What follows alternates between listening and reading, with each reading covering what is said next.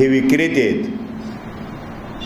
कुणी बांगड्या, कुणी चुडं, कुणी फुलांच्या माळा, कुणी बुक्का, कुणी गंध, ज्याचा त्याचा कशाचा व्यवसाय आहे. कुणी खेळणं विकतंय. मग त्या विकणाऱ्यांना त्या ठिकाणी आजपर्यंत कधीच त्रास झाला नाही. मग आताच का त्रास झाला? पूर्वी पंढरपुरामध्ये बॉम्बही सापडला होता. त्यानंतरही तो लोक व्यवसाय करून जगतच होते ना. आणि मग आता कुणीतरी म्हणायचं की ह्या ठिकाणी कायदा सुव्यवस्था, पुलवामाचा त्या ठिकाणचा झालेला अतिरेकी हल्ला, ठीक आहे, त्याच्यानुसार तुम्ही दक्षता घ्या, तुम्ही काळजी घ्या. तुम्हाला कोणी मंदिरात येऊन, मंदिराच्या जवळ येऊन तशी व्यक्ती सापडली तर तुम्हाला त्याच्यावर कारवाई करायचा अधिकार आहे. पण तुम्ही पिढ्यानपिढ्या रोजीरोटी, ज्याला जमीन नाही, ज्याला शेती नाही, ज्याला जगायला दुसरं साधन नाही, नोकरी नाही, आणि 4 वाऱ्या आणि इतर दिवस, एकादशीच्या दिवशी काही लोक आपला उदरनिर्वाह त्या ठिकाणी जर या पंढरपुरामध्ये राहून जर ते करत असतील तर त्यांना तशी मनाई करणं किंवा त्यांच्या मालाची काठी मारून नासधूस करणं, तर त्याच्यामुळं मालाची नासधूस करणं आणि लोकांना जगायला असह्य करणं, ह्या सगळ्या पद्धतीचा जर नीट आपण विचार केला, पूर्वी ह्याच्यापेक्षा चांगले कर्तव्यदक्ष अधिकारी इथे येऊन गेलेले आहेत ना. आणि म्हणून हे साळुंके म्हणून जे महाशय आलेले आहेत, ह्यांच्यावरती 5 ठिकाणी वेगवेगळ्या पद्धतीचे गुन्हे दाखल झालेले आहेत. कोथरूड म्हणून जे शिवाजीराव नाईक सध्या आमदार आहेत, तिथं एका वृद्धाला निष्कारण अटक करून मारहाण केल्यावर तिथं मृत्यू झालेला आहे. इस्लामपुरामध्ये त्याचे कागदपत्र माझ्याकडे सगळे आणले ते मी. इस्लामपुरामध्ये मुलींना, महिलांना इतकी दहशत येणं बसवली होती की ह्यांची गाडी, एका विशिष्ट नंबरची पोलीस गाडी बघितल्यावर मुली तर शिकवणीला किंवा शाळेत जायच्या थांबत होत्या. ही तिथल्या आईवडिलांची तक्रार. एका महिला वकिलानं त्या ठिकाणी इस्लामपूरला यांच्या विरोधात केस दाखल करावी म्हणून, गुन्हा दाखल व्हावा म्हणून तिथं विनंती अर्ज केलेला आहे. हे अकलूजला बी अशाच पद्धतीनं दहशत निर्माण करून काही केसेस त्यांनी दाखल केल्या. ह्यांनी मोहोळमध्ये अँटी करप्शनमध्ये एका परमिट रूमवाल्याकडं पैसे घेऊन जाताना ह्यांना त्या ठिकाणी ह्यांच्यावर कारवाई झालेली आहे. आणि मग असा अधिकारी एका पवित्र अशा विठ्ठलाच्या सुरक्षेसाठी, म्हणजे ज्यांनी परमिट रूममध्ये पैसे खाताना ज्यांच्यावर अँटी करप्शनची कारवाई होत असेल, तर हा कसला कर्तव्यदक्ष अधिकारी म्हणायचा आपण? आणि एका वयस्कर 80 वर्ष वयाच्या एका म्हातारीला त्यानं जी हातावरती काठी हाणलेली, त्यांनी दाखल केलेल्या केसचा विषय बाजूलाच गेला. त्या केसची साधी पोलीस खात्यानं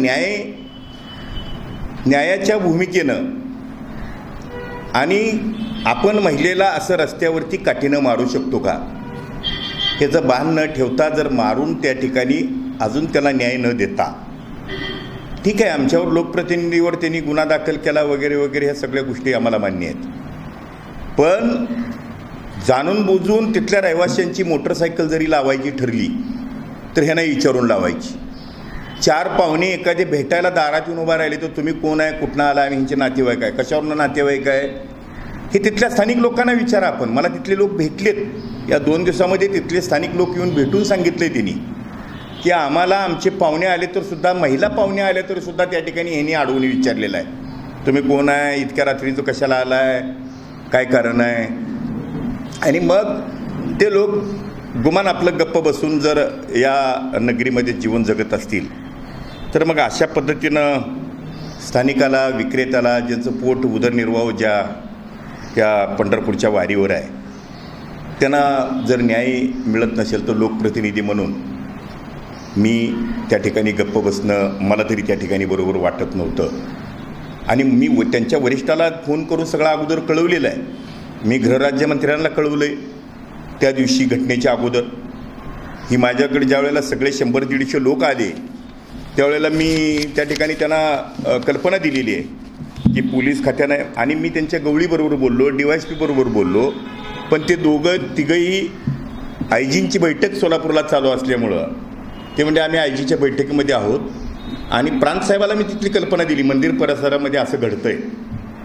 तर प्रांतसाहेबांनी सांगितलं की आम्ही आता अशा पद्धतीनं मी येणं बरोबर नाही, पण मी तिथला अधिकारी, कोण सुरक्षा अधिकारी आहे पोलीस खात्यातला, मी त्यांना तिथं पाठवतो. आणि गवळींचाही फोन आला मला की मी भस्मे नावाच्या अधिकाऱ्याला तुमच्याकडे पाठवतो. भस्मे आमच्याजवळ शेजारी मांडीला मांडी लावून बसून त्या ठिकाणी चर्चा करत होते. तोपर्यंत कुठलाही वादातीत मुद्दा किंवा त्या पद्धतीची कृती तिथं झालेली नव्हती. पण ज्या वेळेला हा अधिकारी शर्टाची बटणं उघडी ठेवून डोक्यावर टोपी नसताना तिथं येऊन काय झालंय म्हणून विचारल्यानंतर ह्या म्हातारीला का मारलं, हिला कोण मारतंय, हिला पोलीस स्टेशन माहीत नाही का हिला इथंच यावं लागतंय. मग त्यावेळेला मी म्हणून त्यांना विचारलं की तुम्हाला तिला नीट बोलता येत नाही का तुला, तर तुम्ही मला आरोतुरू बोलू नका, आवाजावर बोला. तुझ्या आईच्या वयाच्याला तू आरोतुरू बोलतो आणि तुला कशासाठी आवाजावर बोलायचं. हा प्रश्न ज्या वेळेला तिथं चर्चेत निघाल्यानंतर त्या ज्या गोष्टी घडल्या आणि बाजू एकच फक्त त्यांची जी स्वतःची त्या पोलीस डिपार्टमेंटची आचारसंहितेची जी व्हिडिओ चित्रीकरणाची क्लिप आहे म्हणजे किंवा ती कॅमेरा आहे, त्याच्यात त्यांनी जेवढं त्यांना पोषक आहे तेवढं दाखवायचा तिथं प्रयत्न केलेला आहे. आणि ज्या वेळेला मला राज्यपालाचा आदेश माहीत नाही, मी बटणं लावत नाही, मी टोपी घालत नाही, ह्याच्यावर कुणीच आपण काही त्याच्यावर प्रतिक्रिया हे केलेली नाही. ही केली काही लोकांनी, पण जेणेकरून पोलीस खातं किती पारदर्शीपणाने इथं काम करतंय. त्याला दारूचा धंदा दिसत नाही, त्याला मटका दिसत नाही, उघड्यावरती लोकांच्या गळ्यातले दागदागिने पळवून नेत आहेत ती दिसत नाही, खिशे कापू इथं भरपूर प्रमाणात त्या लोकांची लूट करतायत ती दिसत नाही. आणि मग एका बाजूला वाळू तस्करी वाढत चाललेली आहे. ह्या बंधाऱ्यातलं पाणी दारं उचकून त्या ठिकाणची वाळू काढण्यामुळं जर बंधाऱ्याचं प्यायच्या पाण्याचा प्रश्न निर्माण झाला असेल, इथल्या शहराला 3-3 दिवसाआड पाणी मिळत असेल, तर हे कुणी बघायचं, ही जबाबदारी कुणाची आहे. मग हे वाळू तस्करी कुणी रोखायची. आणि मग या गोष्टीला लोकप्रतिनिधीला दाबता येतोय का, आणि मग आपल्याला उघड्या माथ्यानं पुन्हा किती आमचा कारभार चांगला आहे या पद्धतीचं काम पंढरपुरामध्ये चाललेलं आहे. म्हणून मी लोकप्रतिनिधी म्हणून मी माझी भूमिका जी केलेली आहे ती मी माझ्या पद्धतीनं रास्त केलेली आहे. तुम्ही सगळ्यांनी मला जिथं कायदा बनतो त्या सभागृहाचा सभासद म्हणून तिथं निवडून पाठवलेलं आहे. मला घटना कायदा ह्याची बूज राखणं ही माझी जबाबदारी आहे आणि मी ती प्रामाणिकपणे त्या ठिकाणी पार पाडतो आहे. परंतु मी बी कायदेशीर बाबींचा त्या ठिकाणी 2 दिवस झालं माहिती घेतो आहे की जेणेकरून ज्या वयस्कर 80 वर्षाच्या एका वृद्ध महिलेला मारलं, मानवी हक्क आयोगाकडे त्याच्या बाबतीत तक्रार करता येते का, त्याच्याही बाबतीत आमचा प्रयत्न चालू आहे. आणि आज लहान बाळ ताणूलं आईला पितं येते, त्या महिलेला उचलून नेलं आहे. अशा काय महिलांना तिने अटक केली आहे की तुम्ही जे लोक कॅमेऱ्यात बसलेले आहेत, काही स्थानिक दुकानदाराला तिथं दम दिला गेला आहे की तुम्ही आम्हाला साक्ष द्या, तुम्ही आम्हाला साक्ष द्या, नाहीतर आम्ही तुमचं त्याच्यात नाव घालतो आणि तुम्हाला हे करतो. पण त्या दुकानदाराने सांगितलं की आम्ही असं कधी, आम्हाला काही तुम्ही दम द्यायची भानगड करू नका, आम्ही कुठल्या ह्याच्यावर कागदावर तुमच्या सही करणार नाही. आणि म्हणून ह्या पद्धतीची जर दहशत पंढरपुरात सुरू असेल तर मला लोकांच्या हितासाठी मी काही ह्या न्यायालयात न्याय मागण्याचा प्रयत्न नक्की करेन. आणि वरच्या लेवलला बी उद्या जुलैमध्येपर्यंत अधिवेशन आहे, त्याच्या अगोदर आम्ही सगळे लोक काही ह्याच्यावरती करायचं ह्याच्या बाबतीतला बी निश्चितपणानं प्रयत्न करेन. म्हणजे त्यांची क्लिप आहे ना, राज्यपालाचा अध्यादेश मला माहीत नाही, मला मान्य नाही, मी बटणं लावत नाही, मी टोपी घालत नाही, लोकप्रतिनिधीशी कसं वागावं, कसं बोलावं, हातवारी करून बोट करून बोलायचं नाही, ह्या सूचना असताना जर एक अधिकारी असा मुद्दामपणानं किंवा उद्दमपणानं वागत असेल तर मला बी त्या ठिकाणी, मी एक सभागृहाचा सभासद आहे, कायदे बनवणाऱ्या, मलाही त्या ठिकाणी त्याची निश्चितपणानं त्याच्या बाबतीत पाठपुरावा करणार आहे. होय ना, मी तेच म्हणतोय ना. मला ज्या वेळेला डिपार्टमेंटनं विचारलं, शहरच्या PIनी विचारलं ना ती लोक कोण कोण होते, मी म्हणलं वारकरी बी होते जे नक्कीच होते. इथं काय पत्रकार तिथं होते त्यांना विचारा. लोक दर्शन करून इथं कशाची गर्दी आहे म्हणून बघायला येणारच ना. ते लोक असताना जर तुम्हाला ते सगळेच आरोपी वाटायला लागले, पण त्यांनी काय गुन्हा केला आहे? मी नक्की पोलीस खात्याच्या अधिकाऱ्याबरोबर वादविवाद माझा झालेला आहे. त्यांनी कोणत्याही बाजूने घेऊ द्या, मी केलेला वाद म्हणू द्या किंवा त्यांनी केलेलं माझ्याबरोबरचं संभाषण म्हणू द्या, पण इतरांनी कोणी काहीच केलेलं नाही ना. इतर अधिकाऱ्यांनी कुणी काहीच केलेलं नाही. एका तर भादरानं अर्जात असा उल्लेख केला आहे की मी जखमी आहे, मला मारलंय म्हणून. मग जर जखमी असेल तर पोलीस खात्याची आचारसंहितेची जी त्यांची ही आहे कॅमेरा आहे, त्याच्यामध्ये मारलेलं तुम्ही का दाखवत नाही? तुम्ही त्याची क्लिप का व्हायरल करत नाही? म्हणजे आम्ही खरंच मग अन्यायखोर आहोत असं आम्हाला तरी वाटलं पाहिजे. आम्हाला तपासू दे ना. आमच्या रागाच्या भराभिरात तसं झालंय का एखादं? काही आरोप करणं हे अत्यंत चुकीच्या पद्धतीचं आहे. संबंधच येत नाही. मी रस्त्याला आहे, मी एखाद्याच्या कार्यालयात जाऊन गोंधळ घातला, त्यांच्या कामकाजात अडथळा आणला. समजा एखादा अधिकारी तिथं एक JCB टिपर गेलेत, अतिक्रमण उचलून टाकायला लागलेत, मी ते अडवलंय, असं काही त्या कृतीत तुम्हाला एखाद्या दिवसात क्लिपमध्ये दाखवा. फक्त मी त्यांना प्रश्न केला की ह्या महिलेला का मारलं?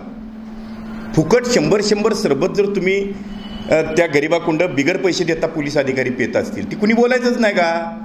मधाचा गड्डा विकणारा माणूस त्याला विकायचाच नाही का? सायकलीवर खारे विकणारा माणूस, सायकलीवर मनुक्याचा बेदाण्याचा जी काळा पडलेला मनुका असतो ती विकायचा नाही. म्हणजे करायचं काय मला कळू द्या ना थोडं.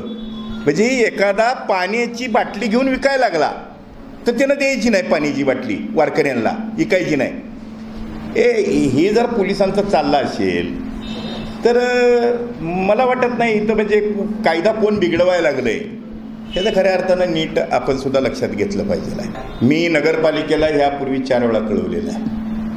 तुम्ही COला विचारू शकता, जिल्हाधिकाऱ्याला कळवलेलं आहे. एकदा वारीच्या काळामध्ये बैठक झाली त्यावेळेला आम्ही हा प्रश्न मांडलेला आहे. त्यांना ओळखपत्र द्या आणि एक पांढरी पट्टी ओढून त्यांना काही मर्यादा आखून द्या, त्या प्रिमायसेसमध्ये त्यांना बसता येईल. कुणाचा त्याच्यावर नगरपालिकेशिवाय दुसऱ्याचा हक्क असणार नाही. त्यांच्याकडं तुम्ही रितसर कर घेऊ शकता, पावती फाडू शकता त्या विक्रेत्याकडनं. काही नॉमिनल तुम्हाला त्या ठिकाणी कर घ्यायचा सुद्धा तो अधिकार आहे. ते द्यायलाही लोक राजे आहेत. परंतु जर त्यांना तिथं ओळखपत्र बी द्यायचं नाही, त्याला त्या ठिकाणी काही मर्यादा आखून बी द्यायच्या नाहीत. समजूया आपण मंदिर सोडा, तुम्हाला आता महाद्वार घाटापर्यंत जर तुम्हाला बसूच द्यायचं नाही, मग वारकऱ्यांना त्यांनी गंध कुठं लावायचा? वारकऱ्यांना त्या ठिकाणी तुळशीची माळा, त्यांनी तुळशीच्या माळा गाईला आणि शिळीला टाकल्याची व्हिडिओ क्लिप तुम्ही बघा, पोलीस टाकतायत. एका बिचाऱ्याच्या गाठुड्यातल्या तुळशीच्या माळाचं गाठुडं इसकटून ते टाकतायत, ती क्लिप आहे. तुम्ही बघितली नसेल तर मी तुम्हाला पाठवून देतो, तुम्ही बघा ती. मग मला सांगा, तुम्हाला तिथनं उठवायचा अधिकार आहे, पण तुम्हाला त्याच्या मालाचं नासधूस करायचा अधिकार आहे का? अजिबातच नाही. नगरपालिकेलाच आहे. करेक्ट. नगरपालिकेला अधिकार आहे. नगरपालिकेचा अधिकारी जाऊन दाखवतो हे का अतिक्रमण आहे, काढा. फक्त बंदोबस्त द्यायचा आहे, काही संबंधच नाही त्याच्यात. बरोबर आहे. हे सगळं राजकीय दबावपोटी चाललेलं आहे. मी विरोधी पक्षाचा आमदार आहे ना, मग मला कुठं गाठता येतोय. म्हणजे टोपी जरी माझी सरळ असली तरी त्याने तिरकी टोपी घालून आमच्यासंग बोलला. मी आता ही गांधीजीच्या काळापासून देशाला स्वातंत्र्य मिळायच्या अगोदरपासून टोपी आली आहे आणि इथे टोपीवाला काय माझा आमदार आहे, त्याच्यामुळे मी आता टोपी काढून कसं फिरू? माझी पुन्हा आमदारकी जाईल ना. मी घेतले ना वरच्या हायकोर्टातल्या काही वकिलांच्या बरोबर मी सल्लामसलत केलेली आहे. त्यांना 353 मला लावताच येत नाही मुळात. मला ह्याच्यातला आमचा सहकारी मित्र बच्चू कडू आमदार त्यानेही मला सांगितलं, तुम्ही जर एखाद्या कार्यालयात जाऊन जर त्या ठिकाणी गोंधळ घातला नसेल तर तुम्हाला त्यांना 353 लावता येत नाही. तुम्ही त्याचा हात धरून काम थांबवलेलं नाही. मोहोळकर म्हणजे तसं एखादी संस्था जर अतिक्रमण काढायला लागली त्यांना जाऊन तुम्ही मज्जाव केलेला नाही. त्याच्यामुळं ज्यांच्या अधिकारात नाही त्यांनी पुलवामा वगैरे वगैरे त्या केसमध्ये रंगवले. आणि म्हणून तुम्ही यायच्या अगोदरचा प्रकार बघा, इथं 2 पोलीस येऊन बसली होती DBची. म्हणजे माझ्या पत्रकार परिषदेला त्यांना माझ्या परवानगीशिवाय किंवा तुम्ही अध्यक्ष म्हणून त्यांना परवानगी दिल्याशिवाय येताच येत नाही ना. म्हणजे तुम्ही पंढरपुरामध्ये पुन्हा दहशत निर्माण करायचा प्रयत्न करता काय? मी इथं लोकप्रतिनिधी जोपर्यंत मी आहे तोपर्यंत कधीच असल्या गोष्टी चालू देणार नाही. मला अन्याय अत्याचाराच्या विरोधात लढायला शिकवलेलं आहे, रडायला नाही शिकवलेलं मला. आणि म्हणून पोलिसांनी त्या बाबतीत तर त्या भानगडीत जायचा प्रयत्न करू नये.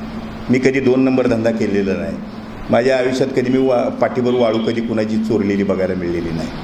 मी कधी कुठल्या एखाद्या माणसाला दम देऊन पैसे मागितले तुम्ही मला एखादी गोष्ट तुम्ही एवढे जण पत्रकार आठवून दाखवा. आणि म्हणून जर मग अशा काळात जर लोकांवर अन्याय व्हायला लागला एखाद्या गरिबावर, तर त्याला न्याय मागायसाठी पोलीस अधिकाऱ्यांची भाषा तुम्ही जर ह्या 6 महिन्यातली बघितली, आपल्या पत्रकारांनासुद्धा त्याचा अनुभव आला आहे. अरे तुरे बोलून तुला इथं कोणी बोलवलं पोलीस स्टेशनमध्ये? त्यांच्या बापजातीची स्टेशन आहेत का मला जरा सांगा तुम्ही. पोलीस स्टेशनला लोकप्रतिनिधीनं जायचं नाही, पत्रकारांनी जायचं नाही, सामान्य माणसांनी जायचं नाही, अन्याय होतो त्या महिला भगिनींनी जायचं नाही. तुम्हालाही त्याचा अनुभव आलेला आहे. म्हणून माझं म्हणणं आहे की ही चाललेला अन्याय थांबला पाहिजे. आणि म्हणून माझा खऱ्या अर्थानं लढा. म्हणजे एकदा पूर्वी मी सांगितलं मगाशीच, एक बॉम्ब घावला होता, तो निकामी होता. हा त्यांचा पोलीस डिपार्टमेंटचा अंदर की बात आहे. पण त्या अनुषंगानं तुम्ही जेवढी सुरक्षितता ठेवायचा ते प्रयत्न केला, त्यावेळेला तुम्ही त्या रहिवाशांना जायचं सुद्धा बंद केलं. तर एखाद्या वयस्कर माऊलीला जर दवाखान्यात न्यायचं झालं तर त्यांची तुम्ही मोटरसायकलसुद्धा नेऊ देत नव्हता, रिक्षा नेऊ देत नव्हता. आम्ही विधानसभेमध्ये तिथं जी गोष्ट बोललो त्याच्यानंतर काय परवानगी तिथं मिळालेली आहे, ती थोडे नियम शिथिल केलेलं होतं. आता या लोकांनी पुन्हा टाईट केले त्या लोकांना. म्हणजे विधानसभेमध्ये झालेल्या चर्चेतनं जे निर्णयाला जर पुन्हा हे लोक वारंवार जर विधानसभा 8 दिवसाला भरावी वाटत असेल तर आमची हरकत नाही, सरकारनं 8 दिवसाला विधानसभा घ्यावी. आम्ही तिथं इथल्या लोकांच्या अन्यायाविरोधात ती गोष्ट मांडायला मी काही मुका आमदार पाठवलेलं नाही मला लोकांनी. त्याच्यामुळे मी तिथं मांडीन माझी भूमिका नक्की करणार आहे. म्हणजे मी आता ज्या लोकांना ते अटक करतायत, ज्या लोकांना ते फरार दाखवून नावं घालतायत, त्यांना वकील मीच दिलेत. आणि माझ्यासाठी 1 नाही 2 नाही 15 वकील त्याशी कोर्टात उभारले. मी वकीलपत्र एकाच वकिलांकडे दिलं आणि त्यांनी सांगितलं आम्ही त्यांचे मतदार आहोत, आम्हाला लोकप्रतिनिधी आमचा असा वागू शकत नाही. कोर्टात जे तिने तिथे आर्ग्यू केलेलं आहे. म्हणजे त्याच्यामुळं मला वाटत नाही मी काही चुकीचं केलेलं आहे. लोकांच्यासाठी 100% करणार आहोत, कुणालाही करणार, महिलेलाच काय, ज्याच्यावर अन्याय होतोय त्या कुठल्याही माणसाला मदत करतोय मी आज दोन्ही विरोधी पक्ष नेत्यांना बोललोय. मतदान निवडणूक प्रक्रिया इथले कायदा सुव्यवस्था बिघडण्याची स्थिती पोलीस खात्यामुळे आलेली आहे. मी जिल्हाधिकाऱ्याशीच त्या ठिकाणी फोनवरनं संभाषण केलेलं आहे. आणि ह्याचा बंदोबस्त नाही केला तर हे जे विपरीत परिणाम येणाऱ्या 8-10 दिवसाच्या काळामध्ये नक्की जनतेला त्या ठिकाणी बघायला मिळतील. कारण जनता त्या ठिकाणी बसणार नाही. कारण मला सांगा, तुम्ही शेजारी तुमच्या जर एखादा माणूस उपाशी मारायला लागला तर तुम्हाला तुमच्या घरातलं अन्न खाऊ वाटेल का? आणि मग त्यांचं अन्न खायचंच जर तुम्ही बंद करणार असाल तर अशी यादी करा, त्यांना गावाच्या बाहेर पंढरपुरात राहायलाच अधिकार नाही म्हणून तुम्ही कळवा ना प्रशासनानं. आम्ही त्याची बाजू घेत नाही. मग हे इतका जर अन्याय चालत असेल तो तुमचं लोकशाहीतलं सर्वात मोठं तुमचं हत्यार आहे आणि तुम्ही दिलं पाहिजे माझं. आणि तुम्ही लिहिलं की ही पहिलीच घटना नाही, पहिलीच घटना आहे की असं या पंढरपूरच्या इतिहासामध्ये घडलं. अजिबात घडलेलं नाही. जाणता राजा नाटक आलतं, 1993ची घटना आहे. उपाध्याय साहेबासारखा एक कडक शिस्तबद्ध अधिकारी आहे ज्यांना अनेक रोड रोमिओनला, अनेक दादा डॉनला सरळ आणलं होतं. त्यावेळेला दत्तात्रय कदम नावाच्या PIला साध्या सरपंचानं मारलं होतं आमदाराच्या पुतण्यानं. बरोबर, मी तर आमदार आहे, मी फक्त बोललोय, मारलेलं नाही. मारलं त्यावेळेला उपाध्याय साहेबाच्या पोलीस स्टेशनमध्ये बोलवल्यावर खुर्ची आणायला उपाध्याय साहेबांनी सांगितलं, एकाही पोलिसांनी खुर्ची नेली नाही. सामनामध्ये त्यावेळेला एक मोठंच्या मोठं राऊत खासदार आत्ता आहेत त्यांनी त्याच्यावर खरबरीत अर्धपान त्या ठिकाणी लिहिलेलं आहे. तुम्ही विसरला असाल, नेहमी इतिहास वाचणारा राज्यकारणात यशस्वी होतो म्हणून मी इतिहास वाचतो. जाणता राजा नाटकच्या वेळेचं घटना, रेल्वे ग्राउंडवर झालेला प्रकार आहे.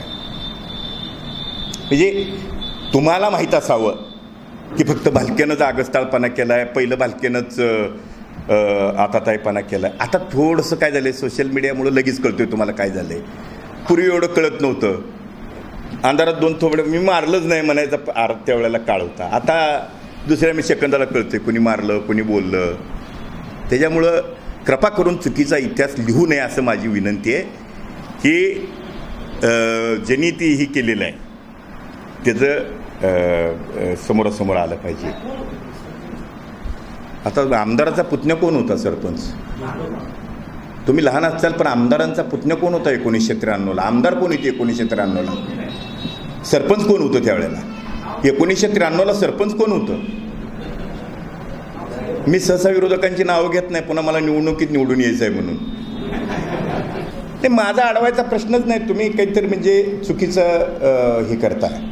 मी त्यावेळेला माझी, तुम्ही प्रेस, तरुण भारतची प्रेस आहे, तुम्ही मुख्यमंत्र्यांनी ती बी वाचली, मला त्यांनी ती दाखवली सुद्धा की मुख्यमंत्र्यांना महापूजेला जरूर यावं, पण ह्या लोकांचा प्रश्न भेटून शांततेत महापूजा यावी, वारकऱ्यांना त्रास होऊ नये. काय चुकीचं होतं? बरं, तुम्ही आता जी कृती करायला लागला ती वारीच्या वेळेत तीच कृती सुरू केली ती. मला सांगा, एक बालकेनं फक्त आमदार म्हणून मागच्या 15 दिवसापूर्वी एक पेपरला म्हणजे लोकांना सांगितलं की बाबांनो, पोलीस खात्याला फोन केला SP ला आणि सांगितलं की तुम्ही अशी वाहनांवर, मोटरसायकलीवर, रिक्षावाल्यावर, टमटमवाल्यावर कारवाई करू. मी स्वतः DYSP ऑफिसला त्यावेळेला त्यांना घेऊन गेलो आहे, महिला सेट सगळ्यांना, आणि त्यावेळेला फक्त एकच विनंती केली की ह्यांना शांततेनं जीवन जगू द्या. तुम्ही नोटीस द्या, त्यानं पूर्तता नाही केली, एखाद्याचा परमिट नाही, त्याची रिक्षा जप्त करा ना तुम्ही. पण तुम्ही रोज त्याच्याकडून हप्ताची वसूल करताय हे मला मान्य नाही. आणि म्हणून ज्या वेळेला तुम्ही ह्या गोष्टी करायच्या ऐवजी दुसऱ्या करायला लागल्या त्यावेळेला सगळ्या तरुण मुलांनी पंढरपूर शांततेत बंद केलं. आता मला मोहोळकर साहेब आहेत, काही व्यापाऱ्यांचे मला फोन आले, मंदिर परिसरातल्या लोकांचे फोन आले. मी मुद्दामहून नाव सांगेन अभिमानानं, वाना उत्पादनाने माझं अभिनंदन केलं आहे, मला फोन करून अभिनंदन केलं. विचारा सरांना तुम्ही, तिथं मी असतो तरी मी तेच केलं असतं म्हणून सांगितले. तुम्हाला लक्षात येणार नाही, वाना उत्पादनांच्या माझा विषय लक्षात आला त्यावेळेला. आणि त्यांनी बराबर नाही म्हणले तर मी राज संन्यास घेतो, राजकारण सोडतो. आणि विषय माझा एकच आहे, एकच मिनिट घेतो. आणि म्हणून त्यांनी मला काही व्यापाऱ्यांनी विचारलं आम्ही पंढरपूर बंद करू का म्हणून. मी सांगितलं अजिबात करायचं नाही, ह्याला राजकारण तुम्ही अजिबात वास देऊ नका. ज्यांनी माझ्यावर राजकारण करून रात्री 11 वाजता पोलीस कुणाच्या नगरीत होते मला माहिती आहे, DYSPची गाडी कुठं होती त्याचा मोबाईलवर फोटो आहे माझ्याकडे. मग 6ला गुन्हा घडतो आणि 11ला केस नोंद होती, म्हणजे 4-4.5 तास. पंढरपूर काय 200 किलोमीटरवर नाही. 10 मिनिटाच्या अंतरात एवढा वेळ का लागला? कोर्टानेच विचारलंय त्यांना. म्हणजे तुम्ही किती हे म्हणजे ही प्री प्लॅनिंग म्हणजे अगदी हां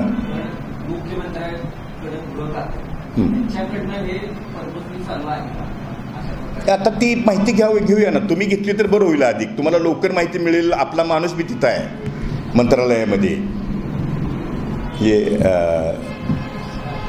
सागर कुलकर्णी, त्यांच्याकडून लगेच आपल्याला माहिती मिळेल नेमकं कुठनं कुठंवर फोन चालू आहेत काय आहेत. हे आपल्याला काय अडचण नाही निघायला,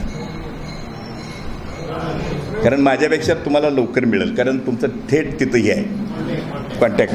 अशा लोकांनी जगायचं कुठं मूळ. आणि जर या लोकांना निष्कारण जर इथं जगायला मुश्किल होत असेल तर आम्ही MIDC त्यात उद्योग करावं म्हणून मी 3 पत्र लिहिलेत. तुम्हाला पाहिजे तेव्हा माझ्याकडनं माझ्या ऑफिसमधून मी तुम्हाला त्याची प्रत देतो पाठवून. उद्योगमंत्री सुभाष देसाईंनी पूर्वी पतंगराव कदम मंत्री असताना त्या काळात सुद्धा मी त्या ठिकाणी पत्र दिलं. मी त्याचा प्रयत्न केलेला होता, पण कुणी जागा देत नाहीत, जमीन देत नाही. सर्वेला पोमल नावाचा त्यावेळेचा अधिकारीसुद्धा आलता.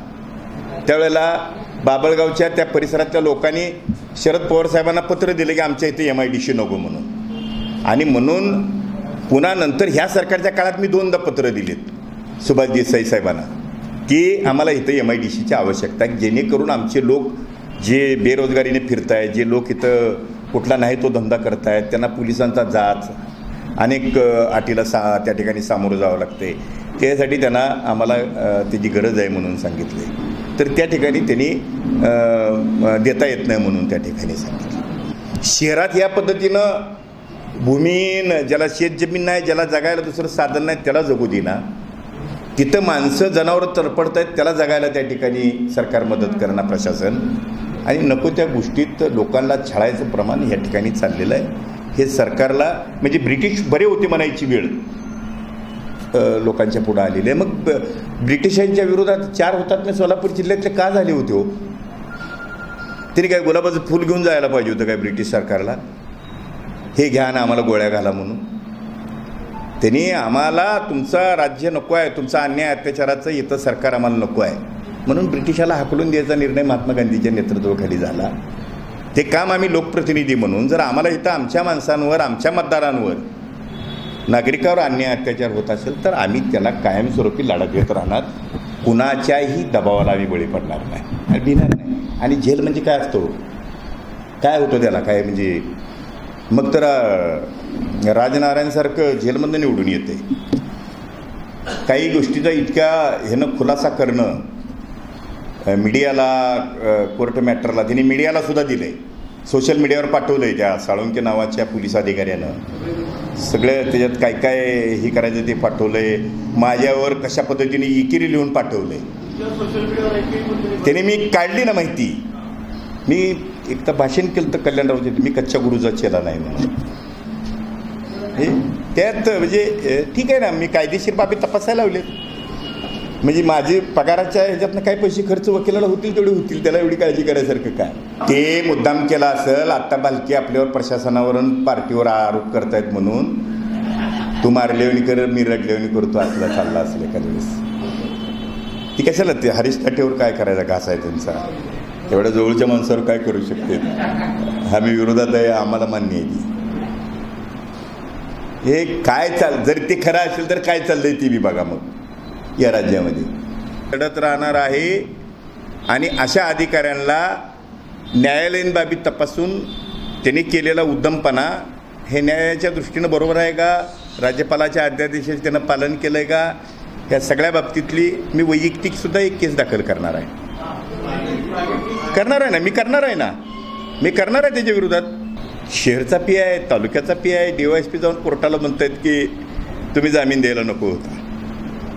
जामीन का दिना? म्हणजे न्यायालयानं कायदासुद्धा बघायचा नाही. म्हणजे न्यायालयावर सुद्धा दबाव टाकायचा प्रयत्न जर कोणी करत असेल तर मग आपल्या लोकशाहीला काय अर्थ नाही. न्यायालयापेक्षा कोण मोठा आहे ह्याचं भानसुद्धा जर पोलीस अधिकाऱ्यांना नसेल. हो, काल तालुक्याचे PI, शहरचे PI, DYSP. मग हे जर न्यायाधीशांना विचारायला जात असतील तरी कुठेपर्यंत मजल गेली? शेवटी आपल्या लोकशाहीमध्ये न्यायदेवता न्यायालय मोठा आहे, त्याचा मान पंतप्रधानसुद्धा राखतात. आम्ही लोकप्रतिनिधी तर निश्चितपणानं आम्ही त्या सभागृहात कायद्याचं पालन करायसाठीच गेलो आहे. आणि मग तेच जर कोर्टाला प्रश्न विचारत असतील तर हे दुर्दैव आहे आपल्या दृष्टीनं.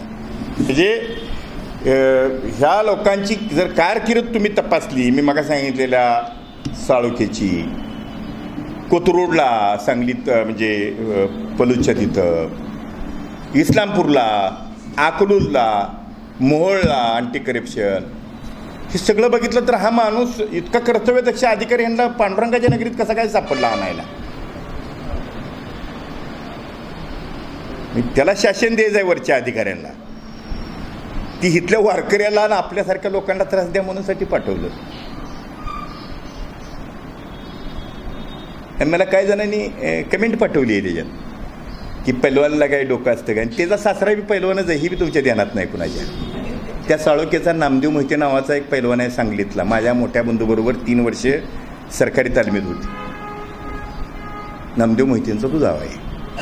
ती पैलवानचीच पोरगी त्याला दिलेली आहे. त्याच्यामुळं पैलवानला डोकं असतं का नाही ती म्हणजे एखाद्या वेळेस त्याचं तिथं काय चालत नसावं म्हणून इकडं लोकांना त्रास देत असेल.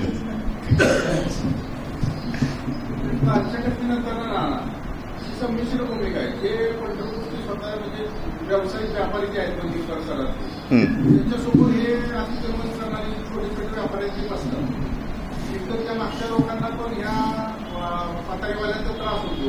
दुसरं म्हणजे वाहतुकीला पण त्रास होतो. ह्यातनं कायमस्वरूपी काहीतरी तोडगा काढायचा असेल तर ह्यातला प्रशासनाने करायला पाहिजे ना. आणि त्यापेक्षा दुसरं तुम्ही मला सांगा की जसं ती संमिश्र प्रतिक्रिया तुमच्या कानावर आली, 3 महिने तांदळाच्या, 3 महिने साखरेच्या, 3 महिने गव्हा ज्वारीच्या चिरमुऱ्याच्या ट्रका आत येत नव्हत्या 2,000 रुपयाची पावती फाडल्याशिवाय. आपल्या व्यापाऱ्याची कोणी मालच भरायला 2-2 महिने तयार नव्हती. तुम्ही व्यापारपेठेत जाऊन बघून या, कुठेही माल नेतो पण पंढरपुरात एवढं नको म्हणत होती. ती संमिश्र प्रतिक्रिया आपल्या कशी काय कानावर कोणाची नाही. ते ह्यांच्यामुळंच, या पोलीस अधिकाऱ्यांच्यामुळंच. एक तर ट्रक 3 दिवस, ही नवीन एस टी स्टँड आहे ना, त्या असं जुन्या वॉटर गल्लीतनं अरुण कंटारे तालमीकडून येऊन तिथं लावून ठेवलेली होती. त्याची चावी घेऊन गेली ते पोलीस. कुठल्या व्यापारीची होती त्याची माहिती द्या म्हणलं तर तुम्हाला देतो. त्याच्याकडे 2,000 रुपये घेतल्यावर ती ट्रक सोडायची ठरली. सगळ्या व्यापाऱ्याचं शिष्टमंडळ माझ्याकडे आलं. मी स्वतः एस पीला बोललो, जिल्हाधिकाऱ्याला बोललो. तुकाराम मुंडेंच्या काळातला त्यांनी आदेश दाखवला. तो आदेश काय होता की त्या लिंक रोडमध्ये अपघात होत आहेत, तिथनं जड वाहनं सोडू नका. हे आम्हालाही मान्य आहे. आम्ही त्या मताशी अजून बी आम्ही सहमत आहे. पण तुम्ही ते वाहन पंढरपूर शहरामध्ये माल घेऊन जाणारं वाहन तपासून तुम्ही सोडायला पाहिजे आहे. त्यासाठी पावती घ्यायचा किंवा ते वाहन काही लिंक रोडनं झालं असं नाही. त्यांना तुम्ही दुसरा मार्ग दाखवा. तुला व्यापारपेठेत जायचं ना माल द्यायला, तर मग तू ह्या रस्त्याने जा, तुला इथनं आम्ही मोकळीक देतो. का त्यांना मालच न्यायचा नाही. मी ह्या लोकांनी चिरमुरं बत्तासू कुठनं आणायचं. ही एवढं मोठं हळद कुंकू येतं, एवढं मोठं गहू ज्वारी लागते आपल्याला, हा माल येतो, डाळी येते, ह्या गाड्या जागी येऊ द्यायच्या नाही. त्या हे घडलं का नाही तुम्ही व्यापाऱ्यांना जाऊन विचारा. आणि मग कलेक्टरला त्याविषयी आम्ही बोलल्यानंतर कलेक्टरनं तो आदेश रद्द केला, मला व्हॉट्सअपवर टाकला. मग एस पी साहेबांनी सांगितलं की आम्ही तुमचं एक पत्र द्या. माझं पत्र दिलं त्यावेळेला आणि मग त्या ठिकाणी त्यांना परवानगी दिली. हे ठीक आहे ना. तिथल्या एखाद्या दुकानदाराला चिरमुरवाला आहे, त्याच्या पुढं चिरमुरं कोणीतरी घेऊन विकत आहे. आम्ही त्याचं बी नुकसान होऊ नये म्हणणारातलं आहे आम्ही. पण त्याला एक मर्यादा आखून द्यायची जबाबदारी नगरपालिकेची, पोलिसांची नाही. त्यांना उठवायचा का बसवायचा अधिकार पोलीस खात्याचा अजिबात नाही. ती नगरपालिकेच्या प्रशासनानं मगाशी सांगितलं तसं की त्यांनी त्या ठिकाणी बसवायचं आहे, त्यांनी त्यांना पट्टी आखून द्यायची आहे, त्यांना ओळखपत्र द्यायचं आहे, त्यांच्याकडून तुम्ही कर घ्यायचा आहे की जेणेकरून भांडण लागणार नाही. तुमचं एक दुकान आहे, त्याच मालाचं दुकान मी पुढं जर बसून टाकलं तर तुमची तक्रार आम्हाला रास्त आहे वरच्या दुकानदाराची. म्हणून काल एक बी दुकानदार त्यांना तुमच्या याच्यावर सही करतो म्हणाला पोलिसांना तयार झाला नाही. त्याचं कारण काय मला काही कळलं नाही. म्हणजे माझा दबाव आहे का पोलिसांचा दबाव आहे. ही सुद्धा संमिश्र प्रतिक्रिया आहे लोकांची. आमचे काय तरुण आहेत कॉलेजला वगैरे, त्यांच्या प्रतिक्रिया तुम्ही वाचलेल्या दिसत नाहीत व्हॉट्सअप फेसबुकवर.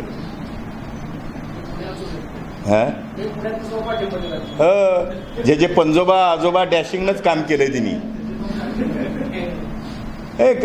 काय चुकीचं काय आहे त्यांचं. लोकशाहीत त्यांचा अधिकार आहे त्यांना मत मांडायचा. तुम्ही दबावायच्या आधी त्यांनी मत मांडलंय.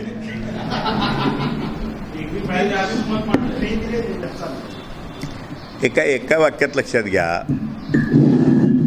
आम्ही अतिक्रमणाला पाठीशी घातलंय हे तुम्ही पहिल्यांदा डोक्यातनं काढून टाका.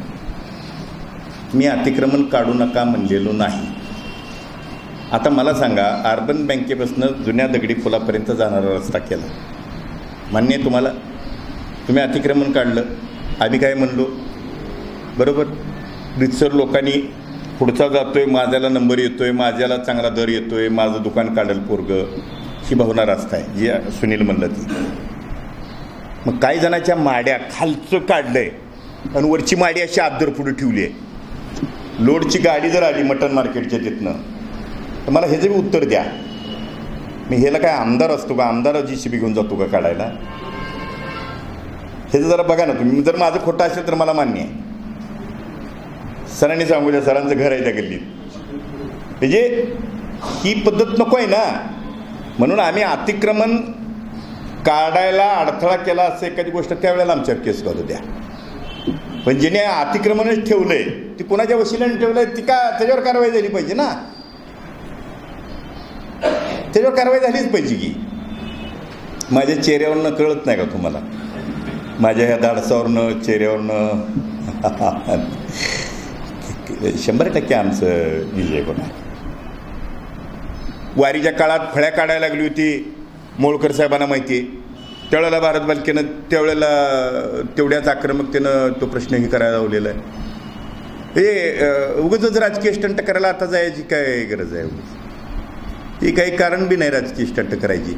आणि राजकीय स्टंट करायत की विरोधक बी पुढे मजबूत राहिले नाहीत हो, खरंच राहिले नाहीत सुनीलजी. म्हणजे तुम्ही एवढे जण माया मागा असल्यावर काय कारण आहे बी? तुम्ही उगाच कोणाला तर हसताय का सांगा बरोबर. आता पोलिसांकडे कॅमेरा आहे.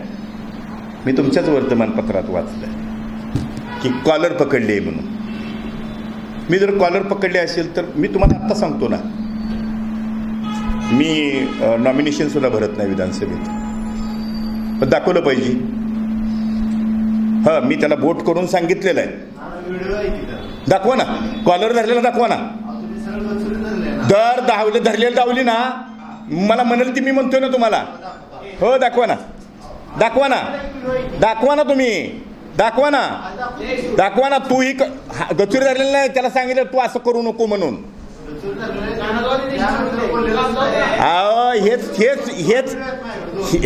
हे तुम्हाला दिसलं, हे तुम्हाला दिसलं नाही एका सर्वगोड महिला आईवर तिनं घाणघाण शिवाय दिलेला, ती दिसलं नाही तुम्हाला त्या पोलिसानं?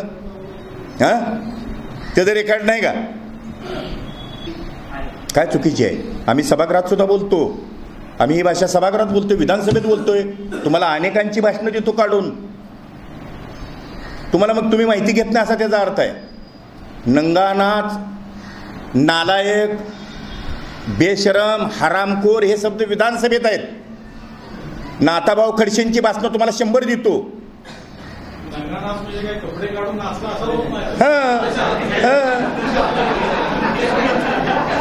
ते त्यांना ती सागरनं सांगितलं असेल, नीट माहिती घेती. अहो तुम्ही उत्पाद साहेब,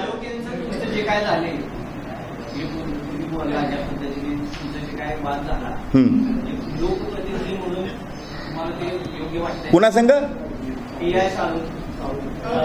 नाही, 1 मिनिट. माझा प्रश्न तुम्हाला आहे की बटन न लावता, टोपी न घालता एक राज्यपालाचा अध्यादेश मोडून तुमच्या लोकप्रतिनिधीबरोबर एक अधिकारी बोलतोय, जे तुम्हाला मान्य आहे का? तुम्हाला मान्य असेल तर मग मी सांगतो त्याचं उत्तर. हां, म्हणजे ते तुम्हाला मान्य आहे का तेवढं आधी सांगा, मग माझं उत्तर देतो मी. मला माझी मान्य आहे का अमान्य आहे की माझी चूक आहे, मी कान धरायचं ती सांगतो ना. हा, ती शेवटला म्हणलोय मी. ते का म्हणलोय त्याचं उत्तर आहे का? त्याचं सुद्धा उत्तर आहे का? ते तुम्ही क्लिप पूर्ण ऐका. ते का म्हणलोय मी की मी त्यांना सांगितलं, तुला आईबाप नाहीत का म्हणलं? तू त्या एका वयस्कर महिलेला काठी मारतो आणि आम्हाला उलटं विचारतो. तुला काय राज्यपालाचा अध्यादेश माहीत नाही म्हणतो? हां, तू कुठनं मी तुला मग ती म्हणला मी असे, ती एकदम मागणं म्हणलंय त्यांना, तुम्ही लोकप्रतिनिधीला असं कसं काय बोलता? मी असंही लोकप्रतिनिधी बघितलेत. मग मी म्हणले तुझा बाप आहे, मी तुझा बाप आहे म्हणलं, मी तुला दाखवतो. हां, मी राजेश प्रधानचा बी तिथं उल्लेख केला आहे. म्हणून माझा प्रश्न ह्या ना तो आहे की मी केलेला गुन्हा किंवा मी केलेली कृती बरोबर आहे का चुकीचं हे सांगायच्या आधी आम्हाला उत्पाद साहेबांनी सांगावी, तुमच्या लोकप्रतिनिधीबरोबर पोलीस अधिकारी चांगला वागला का वाईट वागला, एवढंच सांगावं मला मान्य आहे. नाही, सुटसुटीत कधी झालता तो प्रश्न, सुटसुटीत कधी झालता तेवढं मला उत्तर द्या, मग मी चिघळलेलं सांगतो. आता चिघळाची भाजी सुद्धा माग झाली आहे, त्यामुळे ती चिघ बिघडलेलं नाही. ही काही कायम फेविकॉल लावलेलं राहत असतील काय? सरकार राहत नसतं, अधिकारी राहत असतात, जात असतात अधिकारी. म्हणूनच आमच्या एका तरुणानं प्रतिक्रिया दिली, अधिकारी येत असतात जात असतात, लोकप्रतिनिधी आणि आपण कायमस्वरूपी असतो. ह्या लोकांचा किंवा आता सुनील मगा म्हणलेला आडती असू द्या, त्यांच्या पुढे बसणाऱ्या लोकांचा हा प्रश्न कोणी निर्माण केला आहे? भारत बालकेनं. ही जबाबदारी कोणाची आहे? त्याची पावती कोण घेतोय? त्याचे पैसे कोण घेतोय? त्यांना विचारायला पाहिजे तुम्ही जाऊन की हे लोकांना वेटीला धरायचं काम चाललेलं आहे, ही कोणाची जबाबदारी आहे? जबाबदारी जरी नगरपालिकेच्या सत्ताधाऱ्यांची किंवा राज्यात असलेल्या सत्ताधाऱ्यांची असेल, आपण विरोधी पक्षाचे आमदार आहात, पण इथले तहसीलदार असतील, नगरपालिकेचा मुख्याधिकारी असेल, जो आपला सचिव म्हणून काम करतो, हे अतिक्रमणाचा विषय असेल, बेकायदेशीर बांधकामाचा विषय असेल, अनेक बेकायदेशीर बांधकाम चालू आहे. वर्षानुवर्ष जागा तिथं 3 फूट जागा त्या महिलांना चुड्याची पाठी ठेवायला मिळत नाही आणि 3,000 स्क्वेअर 2 फूट 2 फूट 3,000 स्क्वेअर फूट जागा नगरसेवकांनी बळकावल्या, त्यांच्या नातेवाईकांनी बळकावल्या. वर्षानुवर्ष रुपया नाममात्र 1 रुपया दराला त्यांनी हे बळकावलं. हे तुमचं पण काम आहे. त्या मी शिवला पत्र दिलेले आहेत का नाही, मग म्हणून तरच म्हणतोय ना तुम्ही. पत्र देऊन नाही, त्या मुख्याधिकाऱ्याला सोबत घेऊन तुम्ही पत्रकार परिषद घ्यायला पाहिजे. लोक मला विचारते तुम्ही काय केलं, मला सांगा, सत्ता कोणाची काय? 7-8 महिन्यानं माझं सरकार आल्यावर मी हे सगळं बाहेर काढतो की. माझं सरकार, मी काय म्हणतोय अभिराज सरकारचा अभय जोशी नव सरकारचा अभय फार मोठा असतो, आश्रय. त्याच्या झाडाखाली पालं जरी नसलं तर ती गारवा लागतो. त्याच्यामुळं सरकार वाचवत असेल एखाद्याला.